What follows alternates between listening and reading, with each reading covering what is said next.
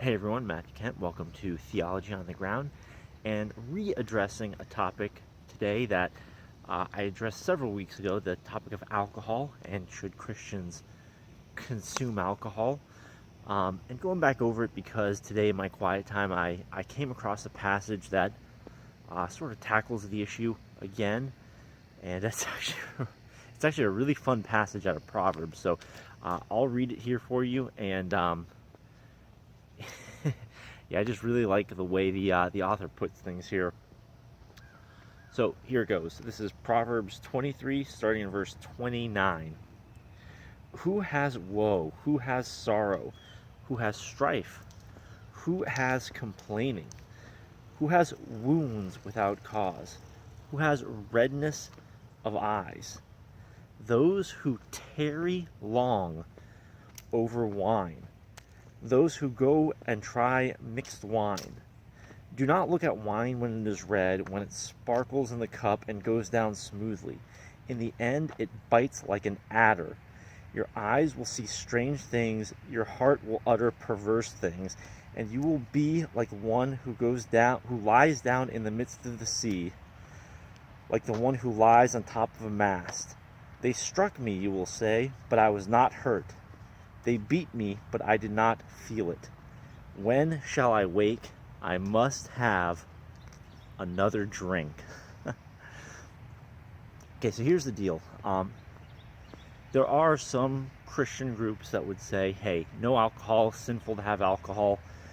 And frankly, I don't think that's true. I think that the Bible, this is the best way I can describe it. The Bible is generally positive when it comes to alcohol, and generally negative when it comes to drunkenness. And so here what we have being described is what would be called drunkenness, right?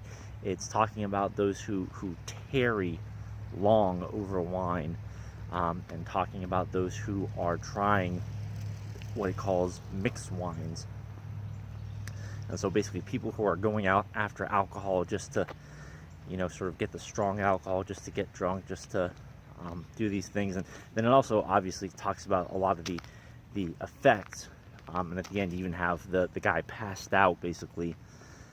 And so this is drunkenness. It's talking about, having woe and sorrow and strife and complaining and redness of eyes. These are people who are getting drunk, and this passage is unambiguously negative, telling you to refrain from that, stay away from that, and it's a pretty consistent refrain in the Bible. Where I always go to is I always think about the fruit of the Spirit in Galatians 5 is contrasted against the works of the flesh, and listed among those is drunkenness. I think it's Galatians 5:20, if you want to look that up. So drunkenness, in my view, in the Bible, is clearly laid out, not just unwise, as here in Proverbs, but also as sinful. And so this idea of impairment is not something that the Bible is very fond of. The Bible recognizes that, hey, we have a responsibility as human beings to live uprightly. And if you impair yourself, you could impair your ability to do that. And so it's not a good thing, should be stayed away from. And then also, the Bible. So when you think about the teaching on money and Jesus talking about, hey, be careful about money. What he says is, because you can't serve two masters. You can't serve two masters. And so one of the things that we have to look at with Christians is we have to be very careful around addiction, because addiction is you becoming mastered by something. And alcohol certainly falls in that category. And even here in this passage, that's what seems to be happening. The end, which is just such a funny description, it says, when shall I wake? I must have another drink. In other words, this hypothetical drunk guy is passed out from drinking. unconscious, but if you were having conscious thoughts, he'd be thinking, I need to wake up, not because waking is better than being unconscious, but because I need more wine, I need something else to drink. So that's the language of addiction. That is somebody who has been mastered by the bottle. Back then they wouldn't have had bottles probably, but you get the idea. And so as Christians, that's something that we need to stay away from. We need to be very careful about addiction, very careful about being mastered by anything, so that we are free in all respects to worship the Lord. And unfortunately, with people who are addicted to alcohol, we call them alcoholics, struggling with alcoholism. Alcohol dictates a great deal of what they do, how they act. And from a biblical perspective, that's not good, that's not healthy, that's not what you want. And so I think biblically we have to talk about, hey, alcohol is many times seen as a positive. Jesus' first miracle was water into wine. Jesus himself served alcohol at the Last Supper to his disciples.